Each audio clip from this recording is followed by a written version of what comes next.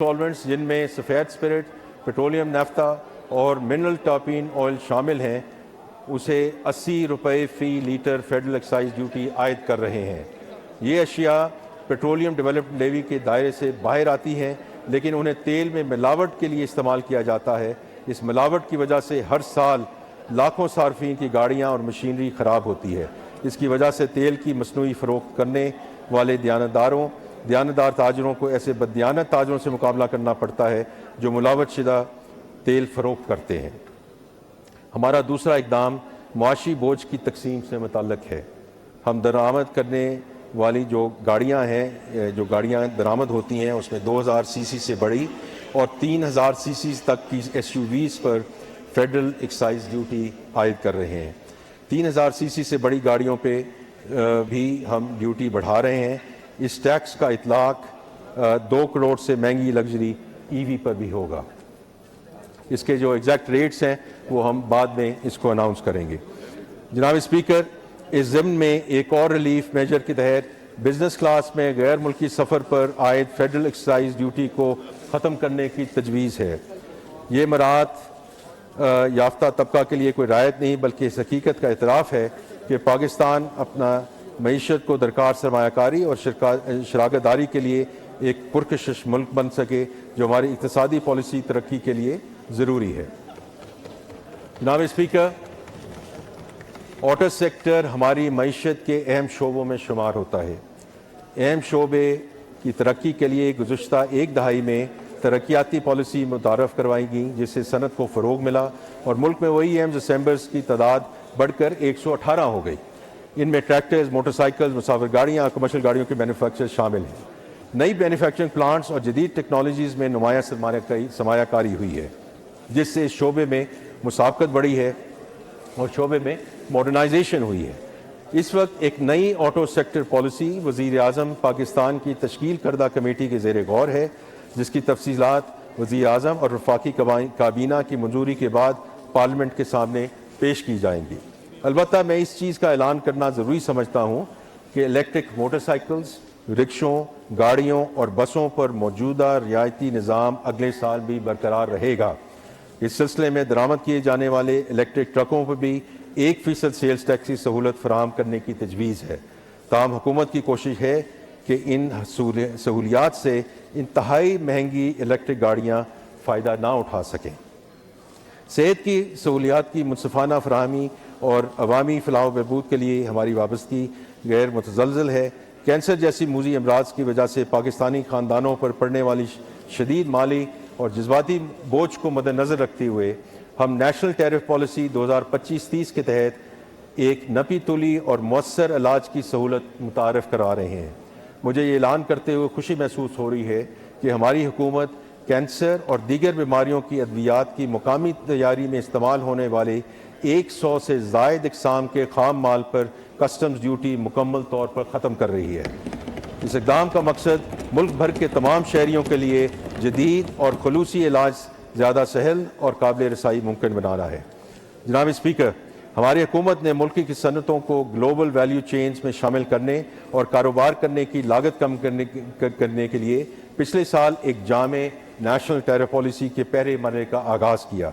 Tariff policy board نے tariff کے ڈھانچے کو سادہ بنانے اور تدریجی ٹیرف سسٹم کی طرف منتقلی کے حکومتی عزم کے تسلسل میں تمام سٹیک ہولڈرز کے ساتھ وسیع تر مشاورت کے بعد خام مال اور متعلقہ اشیاء کی ایک بڑی تعداد پر کسٹمز ڈیوٹی، اضافی کسٹمز ڈیوٹی اور ریگولیٹری ڈیوٹی میں نمایاں کمی کی ہے۔ ڈیوٹیز میں اس کمی کی وجہ سے برآمدی شعبے، کیمیکل سیکٹر اور خاص طور پہ چھوٹے کاروبار یعنی کہ ایس ایم ایز کو انپوٹ کی لاگت میں براہ راست یا بالواسطہ کی صورت میں ریلیف ملے گا۔ جناب اسپیکر، یہ حکمت عملی پاکستان کی اس وسیع تر پالیسی کا تسلسل ہے جس کا مقصد برآمدات کو فروغ دینا ہے تاکہ ملک کی پیداواری صلاحیت میں اضافہ ہو، روزگار کے نئے مواقع پیدا ہو سکیں اور سرمایہ کاری میں اضافے کے ذریعے پاکستان پائیدار ترقی کی راہ پر مستقل بنیادوں پر گامزن ہو سکے۔ جناب اسپیکر، مہنگائی کی وجہ سے تنخواہ دار طبقے کی مشکلات میں اضافہ ہوا ہے جس کا ہمیں ادراک ہے۔ اسی وجہ سے وزیر اعظم پاکستان کی ہدایت پہ ہم نے ان سیلری سلیبس کو نیچے کیا ہے جس کا میں پہلے ذکر کر چکا ہوں. لیکن انہی مشکلات کا ادراک کرتے ہوئے سرکاری ملازمین کی تنخواہوں میں 7% اضافہ کیا جا رہا ہے اور ریٹائرڈ ملازمین کی پینشن میں بھی 7% اضافے کرنے کی تجویز ہے. اسی طرح کم سے کم تنخواہ جو منیمم ویج میں 10% اضافہ کرنے کی تجویز ہے. جناب اسپیکر، میں اپنی تقریر کے اختتام پر اس معزز ایوان کے سامنے یہ عرض کرنا چاہوں گا کہ اس بجٹ میں اعلان کردہ تجاویز خصوصاً ٹیکس ریلیف اقدامات، انرجی کی قیمتوں میں کمی اور دیگر اقدامات معیشت کے کلیدی شعبوں جیسے زراعت، معدنیات و کانکنی، information technology, AI and tech drivens جو صنعتیں ہیں ان کو فروغ دیں گے، جس سے معاشی ترقی کا پہیہ چلے گا اور ملازمتوں کے مواقع پیدا ہوں گے. ہم نے اس ترقی کے حصول کے لیے بنیادی لوازمات مہیا کیے ہیں. These are all enablers towards that journey from stabilization to sustainable growth. ہماری معیشت پھر سے اپنے پیروں پر کھڑی ہو چکی ہے. ہمارے زر مبادلہ کے ذخائر اور ایکسچینج ریٹ مستحکم ہیں الحمدللہ. ہماری منڈیاں رواں ہیں اور دنیا ہمارے ساتھ سرمایہ کاری اور شراکت کے رشتے استوار کر رہی ہے. یہ کوئی معمولی سفر نہیں تھا، یہ ایک مشکل اور کٹھن سفر تھا جسے ہم نے قومی جذبے اور ہماری قیادت کی قوت ارادی اور دور اندیشی سے طے کیا. جناب اسپیکر، میں یہ بھی واضح کرنا چاہتا ہوں کہ استحکام کبھی بھی ہماری منزل نہیں تھی، یہ ہمارے سفر کا آغاز تھا. ہمارا یہ سفر نئے یقین اور ولولے کے ساتھ جاری ہے. مجھے یقین ہے کہ آج کے بجٹ اقدامات اس سفر کو مزید تقویت دیں گے and we will move towards sustainable growth. جناب اسپیکر، ترقی کا مطلب صرف اعداد و شمار کا بڑھانا نہیں ہے. ترقی کا اصل مطلب وہ ہے جو ہر گھر کے دسترخوان تک، ہر کسان کے کھیت تک، ہر کاروبار کے کاؤنٹر تک اور ہر نوجوان کے روزگار تک پہنچے. اسی لیے اس حکومت کا عزم صرف ترقی نہیں بلکہ ایک وسیع البنیاد، پائیدار اور منصفانہ ترقی کا حصول ہے جس کے ثمرات ملک کے ہر علاقے اور ہر طبقے تک یکساں طور پر پہنچے. یہ بجٹ اسی جامع ترقی کے حصول کی جانب ایک سنجیدہ قدم ہے. جناب اسپیکر، میں آخر میں اس ایوان کے فلور سے وزیر اعظم میاں محمد شہباز شریف صاحب کی قیادت کو سراہنا چاہتا ہوں، جن کی سرپرستی، ذاتی لگن اور رہنمائی میں ہم نے معاشی استحکام کا سفر طے کیا. میں ہماری عسکری قیادت بالخصوص فیلڈ مارشل سید عاصم منیر صاحب کا بھی شکریہ ادا کرتا ہوں، جن کی قیادت نے دفاع وطن کو ناقابل تسخیر بنایا. میں اپنے سارے جو کیبنٹ کولیگز ہیں ان کا شکریہ ادا کرنا چاہتا ہوں. اس کے and then I would also سے کہ جو ہمارے کولیشن پارٹنرز ہیں ان کا میں بہت ممنون ہوں، جن کی حمایت ہمیں ہر مشکل موقع پر حاصل رہی. میں اپوزیشن کی معزز اراکین جو اس وقت موجود نہیں ہیں پر ان کا بھی شکر گزار ہوں، جن کی مکثرانہ تنقید نے ہمیں مزید محنت کا جذبہ عطا کیا. یہاں میں تمام صوبائی حکومتوں کے جذبہ تعاون اور اصرار کو بھی سراہوں گا، جن کی بدولت ہم نے ملک کے اسٹریٹجک اہداف کی تکمیل کی جانب بڑھیں گے. ہماری اس تمام تر کاوش اور محنت کا مقصد یہی ہے کہ ہم پاکستان کے عوام کے معیار زندگی کو بہتر بنائیں اور انہیں وہ تمام سہولتیں اور آسانیاں فراہم کر سکیں جن کے وہ مستحق ہیں. جناب اسپیکر، میں اپنی تقریر کا اختتام علامہ اقبال کے اس شعر پر کرنا چاہتا ہوں جو اس قوم کی روح کا ابدی اظہار ہے. نہیں ہے نا امید اقبال اپنے کشت ویراں سے، ذرا نم ہو تو یہ مٹی بہت زرگئی سزا کی. پاکستان زندہ باد.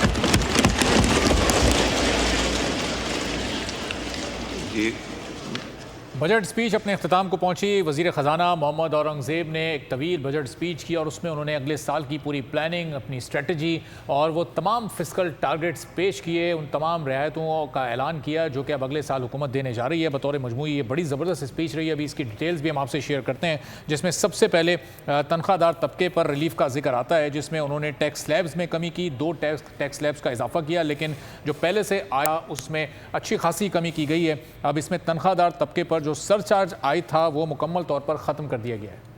including revised estimates for fiscal year 25-26. Number 2, demands for grants and appropriations for fiscal year 26-27. Number 3, regular and technical supplementary grants for fiscal year 24-25 and fiscal year 25-26. And number 4, excess budget statement for fiscal year 2016-17 and fiscal year 24-25. The annual budget statement for financial year 2026, including revised estimates for the financial year 25-26, demand for grants and appropriation for the financial year 2026-27, regular technical supplementary grants for the financial year 24-25 and 25-26, the excess budget statement for the financial year 2016-17 and 24-25 stands late. Item number 4 move kijiye Minister Sahab. Mr. Speaker, I beg to introduce a bill to give effect to the financial proposals of the federal government for the year beginning from the first day of July 26 and to amend certain laws, the Finance Bill 2026. A bill to give effect to the financial proposals of the federal government for the year beginning on the first day of July 2026 and to amend certain laws, the Financial Bill 2026 stands introduced. اگر آپ کو seats کی copy چاہیے تو وہ دونوں سائڈوں پہ ہیں, وہ لے لیجئے گا. دوسرا میں آنریبل ممبرز کو آگاہ کرنا چاہتا ہوں کہ ہفتے اور اتوار والے دن بھی سیشن ہوگا, تو پلیز آپ لوگ یہیں تشریف رکھیے گا. The House is adjourned to meet again on Saturday the 13th of June at 11 a.m. Budget speech اپنے اختتام کو پہنچے اور اس کے ساتھ اجلاس بھی کل تک ملتوی کر دیا گیا ہے اور وزیر خزانہ محمد اورنگزیب نے بڑے اہم اعلانات کیے, بجٹ کا اعلان کر دیا اور اس میں جن سیکٹرز کو ریلیف فراہم کیا گیا ان پر پہلے تفصیل سے ہم بات کر لیتے ہیں. ٹیکس سلیبز میں انہوں نے تنخواہ دار طبقے کے لیے کمی کی, سرچارج جو کہ 10% عائد تھا ہائر سیلریز پر اس کو مکمل طور پر ختم کیا گیا. 22 سے 32 لاکھ کمانے والوں پر ٹیکس کی شرح 23% سے کم کر کے 20% کی گئی. پھر 32 سے 41 لاکھ جن کی سالانہ انکم ہے اس میں شرح کو 30 سے کم کر کے 25% کیا گیا.